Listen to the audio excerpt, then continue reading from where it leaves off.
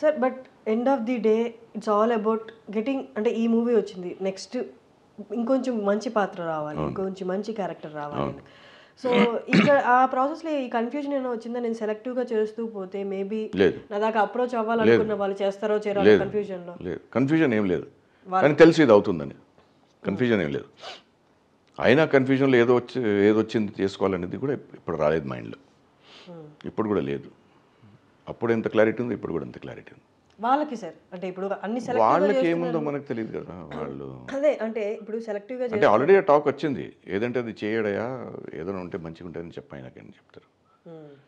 కాకపోతే ఇండస్ట్రీ ఎట్లంటే వాళ్ళకి పని కావాలి, మీరెంతవరకు చేస్తారో చేయరో అనేది వాళ్ళకి అనవసరం.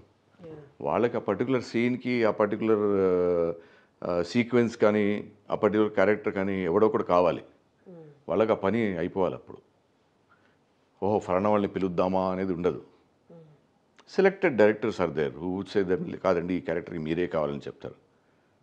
That is the high point for me. అది సార్ ఇప్పుడు వస్తున్న డైరెక్టర్స్ యంగ్ ఏజ్ డైరెక్టర్స్ అని చెప్పొచ్చు, లేకపోతే రీసెంట్గా వస్తున్న directors they are very picky and choosy. They are giving more importance to the acting. Characters story స్టోరీని పక్కన పెట్టేస్తే నాకు నిజంగా పర్ఫామ్ చేసే యాక్టర్స్ చాలా పర్టికులర్గా ఉన్నాయి కంపేర్ టు మన 90s ఎర్లీ 2000s. ఇప్పుడు కూడా జరుగుతుంది, అది ఇప్పుడు ఎక్కువ జరుగుతుంది. How do you find this change? It's very welcome change, positive change. It's good thing for the industry. ఇప్పుడు చూస్తున్నాం కదా చిన్న చిన్న సినిమాలు కూడా ఎంత ఆడుతున్నాయి. People are going and watching those films. ఇప్పుడు రీసెంట్గా నేను చూడలేదు కానీ రీసెంట్గా రిలీజ్ అయింది మంగళవారం కానివ్వండి, మన బలగం, సిద్ధు జొన్నలగడ చేసిన సినిమా ఏం పేరు, డీజేటీలో. So all these are films that people are liking. No they may not be big star cast, but people are liking. That is what is important. అది సో కంటెంట్ ఎంతవరకు ఇప్పుడు ఆడియన్స్ టచ్ చేస్తుందో that is what people are liking. Realistic పర్ఫార్మెన్స్లో realism, ప్రజెంటేషన్లో realism, లొకేషన్లో realism చేస్తున్నారు. ఒక్కొక్క మంది 10 మందిని కొట్టేయడము, చంపేయడము, ఫైటింగ్ చేయడము, దూకడము, అవన్నీ చేస్తున్న వాళ్ళు చేస్తున్నారు. But people are liking this more. ఎందుకంటే ఈ లాస్ట్ 20 yearsలో వాళ్ళు ఆడియన్స్ చాలా చూసుకున్నారు.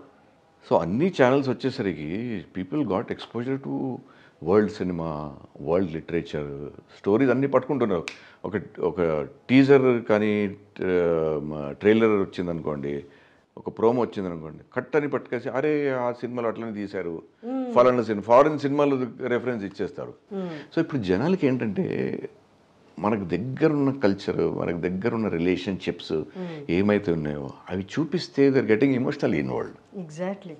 So that is why this the beauty of regional cinema.